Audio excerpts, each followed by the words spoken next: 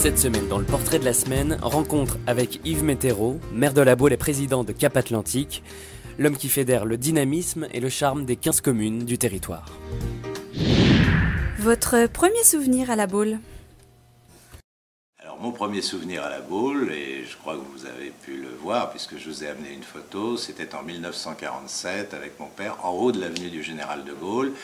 Et nous venions avec lui et ma mère voir cette maison de La Baule qui appartenait à mes grands-parents.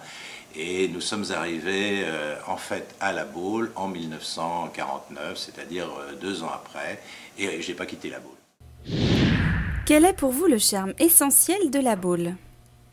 La Baule, c'est d'abord un site naturel extraordinaire. C'est un site naturel avec autour de ce site naturel un charme, un style, un art de vivre et une certaine élégance, et puis un environnement que nous avons voulu aussi soigner. Je pense que tout cela concourt avec les pins, avec l'ambiance qui règne, à la qualité de vie à La Baule, et qui fait que une fois que les gens ont pris l'habitude de vivre ici, ils veulent plus partir.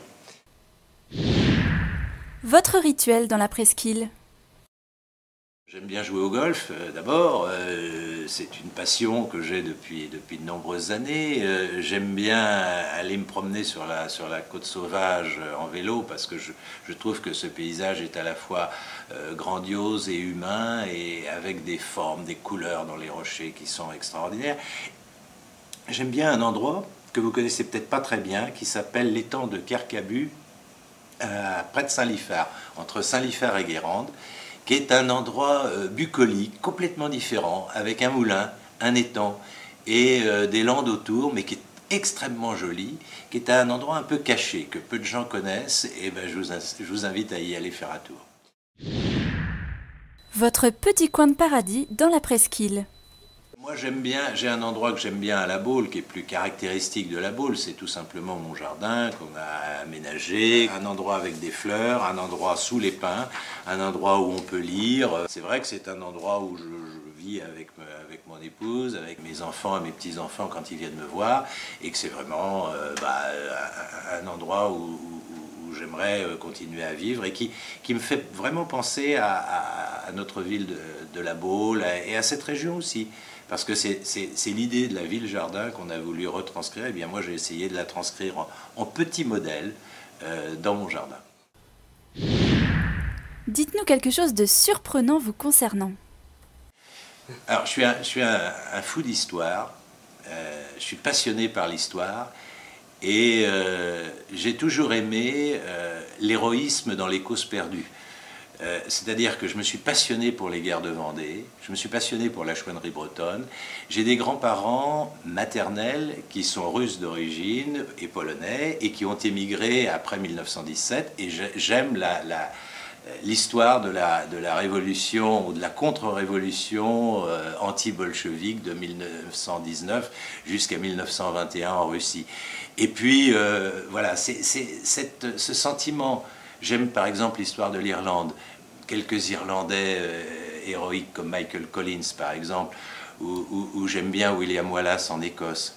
J'aime bien la Confédération sudiste, parce que ce sont des causes perdues, mais ce sont des causes où il y a eu beaucoup d'héroïsme. Aujourd'hui, quel est le projet qui vous tient le plus à cœur?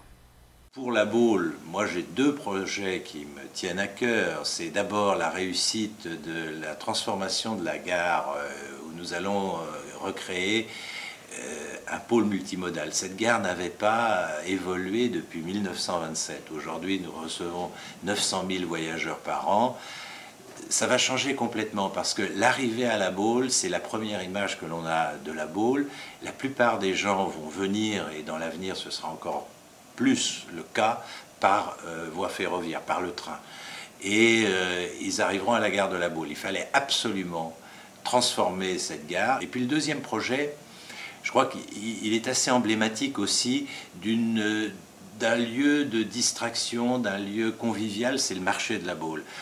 On a envie de réussir le nouveau marché de La Baule, de lui donner encore plus d'attractivité, puis de lui donner un peu plus d'âme, tout en permettant à ce qu'il progresse et que cet environnement du marché de la boule, qui est très spécifique autour des produits, de tous les commerçants qui y viennent, mais aussi autour de l'ambiance qu'ont su créer un certain nombre de commerçants, rend inégalable cette partie du centre-ville de la boule.